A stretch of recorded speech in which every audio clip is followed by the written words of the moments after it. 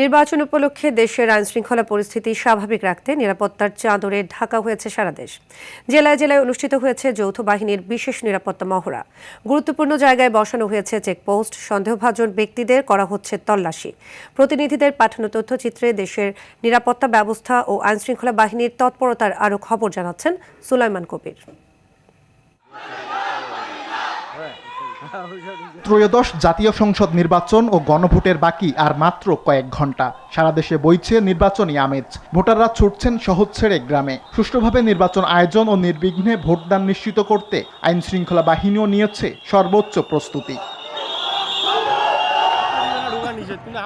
নির্বাচনকে ঘিরে রংপুরে 6 স্তরের নিরাপত্তা পরিকল্পনা তৈরি করেছে জেলা পুলিশ। সকালে এ তথ্য নিশ্চিত করেন জেলা পুলিশ সুপার মারুফাত হুসাইন।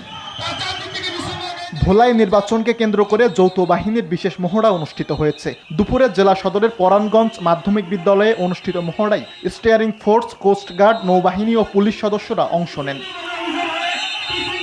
চট্টগ্রামের উপকূলীয় অঞ্চলের ভোট কেন্দ্রে কোস্টগার্ড মোতায়েন করা হয়েছে। দায়িত্ব পালনকালে তারা বিশেষ গোয়েন্দা ও ড্রোন নজরদারি সহ প্রয়োজনীয় ব্যবস্থা গ্রহণ করবে বলে জানিয়েছে কোস্টগার্ডের মিডিয়া বিভাগ।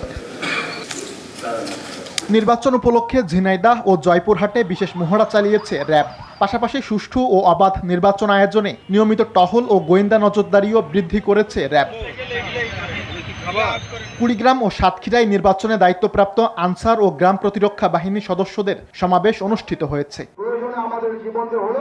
সুষ্ঠু ও অবাধ ভোট গ্রহণ নিশ্চিত করতে ব্রাহ্মণবাড়িয়ায় যৌথ বাহিনীর সমন্বিত মহড়া অনুষ্ঠিত হয়েছে। সদর উপজেলা সহিলপুর ইউনিয়ন পরিষদ মাঠে এ মহড়া অনুষ্ঠিত হয়।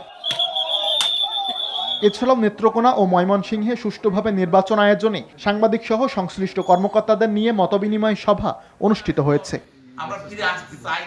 সুলাইমান কবির, RTV।